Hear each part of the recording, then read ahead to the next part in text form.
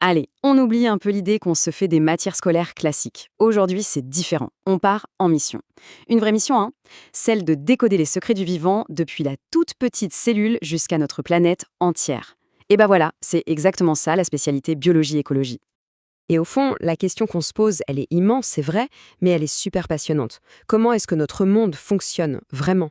Et plus important encore, comment on fait pour le protéger? C'est ça qui va être au cœur de notre enquête.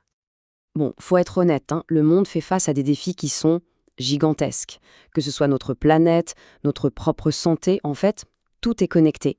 Et les solutions, elles ne sont pas si simples à trouver.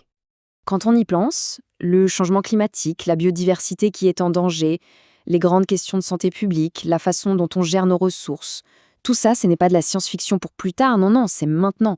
Et c'est justement là que la bioéco entre en scène, genre en première ligne pour chercher des solutions. Alors, face à tout ça, on se demande, on fait quoi? On baisse les bras? Carrément pas. Au contraire. Cette spécialité, il faut la voir comme une sorte de super boîte à outils. Une boîte à outils pour devenir ce qu'on appelle un problème solver. Quelqu'un qui est là pour chercher et surtout pour trouver des solutions. Ok, alors rentrons un peu plus dans le détail. Cette fameuse mission, elle a en fait deux grandes facettes, deux terrains d'exploration qui, on va le voir, sont super liés. Alors voilà, d'un côté, on part explorer la planète, les écosystèmes, les animaux, les plantes, tout ça. Et de l'autre côté, on plonge à l'intérieur du corps humain pour comprendre comment il marche, ce qui le garde en bonne santé. C'est vraiment les deux faces d'une même pièce. Parce qu'au final, prendre soin de la planète, c'est aussi prendre soin de nous-mêmes. Pour bien comprendre, il y a cette image que j'aime beaucoup, celle du Jenga. Imaginez qu'un écosystème, c'est une immense tour de Jenga. C'est super fragile. Chaque espèce, chaque plante, chaque animal, c'est une petite brique en bois. Qu'est-ce qui se passe si on en retire une?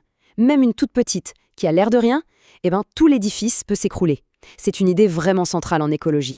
D'accord. Mais concrètement, comment on apprend tout ça? Alors là, on oublie tout de suite l'image de la personne assise derrière un bureau à lire un livre pendant des heures. Non, ici on se bouge, on est dans l'action. Le laboratoire, en fait, il est partout. Ce n'est pas juste la salle avec les blouses blanches et les microscopes. Le labo, c'est la forêt juste à côté, c'est la rivière du coin, mais c'est aussi l'ordinateur sur lequel on va analyser des données, ou même la table où on se met en groupe pour réfléchir. C'est vraiment une formation où on met les mains dans le cambouis. Et pour résoudre tous ces mystères, l'idée, c'est de devenir une sorte de détective scientifique. Pour ça, il y a une méthode qui a fait ses preuves, la démarche scientifique. C'est simple. D'abord, on observe un truc un peu bizarre. Ensuite, on se fait une petite théorie, une hypothèse. Après, on teste cette théorie avec une expérience. On analyse les indices qu'on a récoltés et hop, on résout l'énigme. Ça rend tout beaucoup, beaucoup plus concret. Mais ce qui est vraiment génial, c'est qu'au-delà des connaissances pures, cette spécialité, elle nous donne une autre boîte à outils. Une boîte à outils remplie de compétences qui sont super précieuses, peu importe ce qu'on veut faire plus tard. La compétence numéro 1, et c'est peut-être la plus importante de toutes, c'est l'esprit critique. Sérieusement, aujourd'hui, avec la tonne d'infos qu'on reçoit tout le temps, savoir faire la différence entre un fait qui est prouvé et une simple opinion, c'est un vrai super pouvoir. Mais attention, ce n'est pas tout. On apprend aussi à construire une expérience de A à Z, à se servir des maths pour que les observations aient un sens, à trouver de l'info fiable sur Internet, et ça, c'est crucial, et surtout, à communiquer clairement ce qu'on a découvert. Tout ça, ce sont des compétences qui serviront partout, tout le temps. Bon, la grande question à la fin, c'est, une fois qu'on a cette super boîte à outils et toutes ces connaissances, on en fait quoi? Concrètement, où est-ce que cette mission peut nous mener? En fait, il faut vraiment voir cette spécialité comme une rampe de lancement. C'est une porte d'entrée vers plein de parcours passionnants dans les études supérieures. Ça peut mener par exemple vers l'agronomie, pour imaginer l'agriculture de demain, une agriculture plus respectueuse de la planète. Ou alors vers l'écologie, pour devenir un pro de la protection de la nature. Évidemment, c'est aussi la voie royale pour tous ceux qui rêvent de devenir vétérinaire ou de bosser dans le domaine de la santé animale en général. Ce parcours ouvre aussi en grand les portes des études de santé humaine. Que ce soit médecine, pharmacie, la recherche, les possibilités sont vraiment nombreuses. Et avis aux passionnés de sport, c'est aussi une super préparation pour les études en sciences du sport, pour comprendre comment le corps humain fonctionne et comment on peut optimiser ses performances.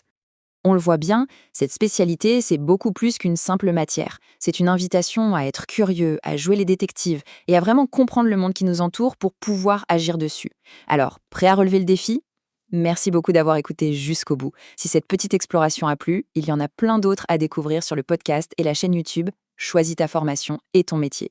On se dit à très bientôt pour de nouvelles aventures.